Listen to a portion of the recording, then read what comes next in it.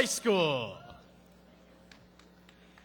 Here we are on a Sunday afternoon, all gathered together as one class for the final time.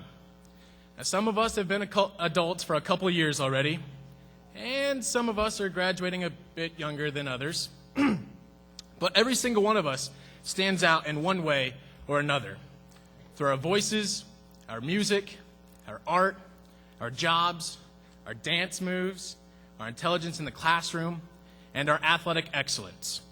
We have bonded and created friendships throughout the years in the classroom, and now we go our separate ways. Some of us will still see each other at the same college, but for some of us now, the only way we will communicate is poking each other on Facebook. But each and every one of us and our personalities will be a part of our high school memories. Paige Meyer and Melissa Nolan can blow our minds with their fantastic singing voices. Michael Brown will never, ever, ever stop drumming. Amanda McAfee, Lauren Klanzik, and Abby Paff. I wonder what they would be like with energy drinks. Jake Price, Paul Grody, and Mike Sorg. Their names say it all by itself. Wouldn't they be the perfect law attorney group? Dylan Kelly doing cartwheels down the hallway. Or Brandon Johnson, whether he's putting glue in his belly button, asking the most random and distraught questions during class, or doing his chant at basketball games.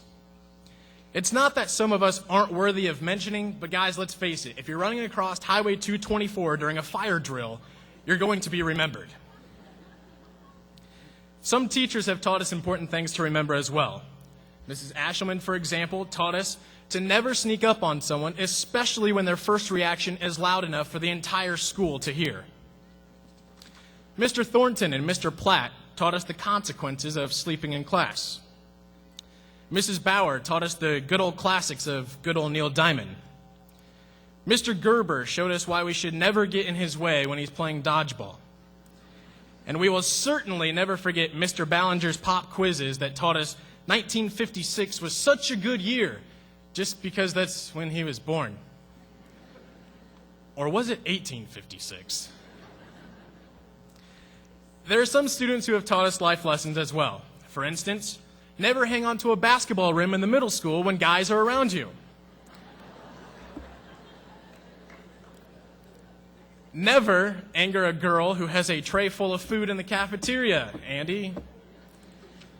Stand up for what you believe in. Be fun and confident in the decisions that you choose. And always have a smile on your face because someone will ask, "What's up with him?" We can take these lessons and use them to our advantage when we enter the next part of our life. Okay, yeah, I doubt most of us will randomly hang onto a basketball rim and look like a fool with your pants on the ground. But on a serious note, smile. Stand up for what you believe in. Be confident in yourself. God has a plan for each and every one of us. We just have to stay on the right road, even if we have to ask for directions. As Lou Erickso once said, life is like a taxi. The meter just keeps ticking whether you're actually getting somewhere or if you're just sitting still. But we will not sit still. We will get somewhere and then continue from there. Even though we are going our separate ways, we are still together as one. And the world will always remember us as Norwell's class of 2011. If you take a look around the gym at this time, you will see the people surrounding us at this moment that have helped us come to this point.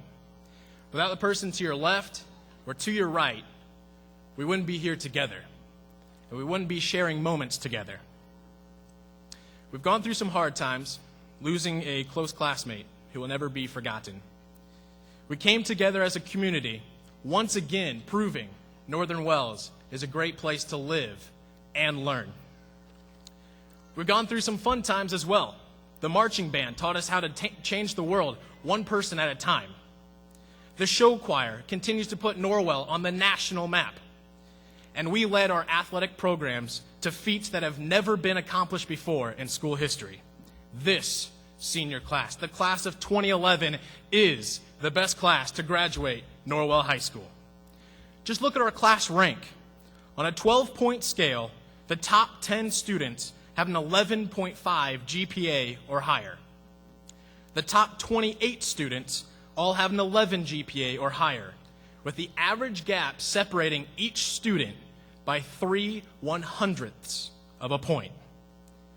Not only are we the best class to graduate Norwell High School, because any class can say that just to make themselves feel better, but we are the smartest to graduate Norwell as well. Former U.S. Senator Orrin Hatch once said, "There's a good reason why they call these ceremonies commencement exercises. Graduation is not the end, my friends. It's the beginning. It's the beginning of the next chapter in our lives, and I have no doubt in my mind when we walk out of those high school doors and enter the real world, we will make a difference in society. Whether we're going to be an artist, an actor, or a worker on Dad's farm, whether we go into the telecommunications field, the engineering field, the nursing field, or enter the military, we will take the skills and the knowledge that we have received from friends, family, and other adults to choose our own paths. We will fight through more encounters in the next chapter in our lives, and guys, I promise you it's going to be a little more challenging than a new principal or a new 7-period day. But we are a strong bunch of young adults who will battle through the test that life continues to send our way. After all, we are knights. Knights in shining armor, changing the look of our future. Coach Lou Holtz once stated, "If what you did yesterday seems big, then you haven't done anything today."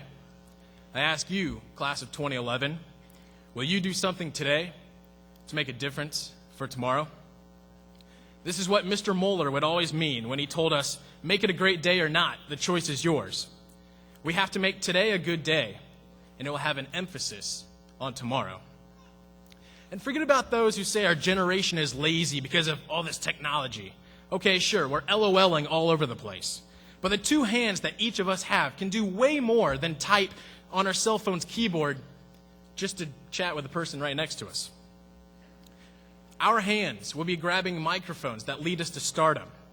Our hands will be building the next invention that everyone will want to have. Our hands will be making game-winning plays, teaching kids, finding cures, creating pictures, and saving lives. Our hands will be helping someone, motivating someone, inspiring someone, and changing this planet altogether, giving it a bright future. All we have to do is take a deep breath, look at God's creation that reflects in the sunlight, have faith and courage, and believe in ourselves and each other. An unknown author wrote, "Light is good from whatever lamp it shines." So let's turn on our lamps and shine across this globe. Because according to Aaron Rose, in the right light, at the right time, everything is extraordinary. Wherever we go, whatever we do, we will change this world by taking Norman Rice's advice and daring to reach out our hand into the darkness to pull another hand into the light. Class of 2011, our future is bright. It's time to put on the shades.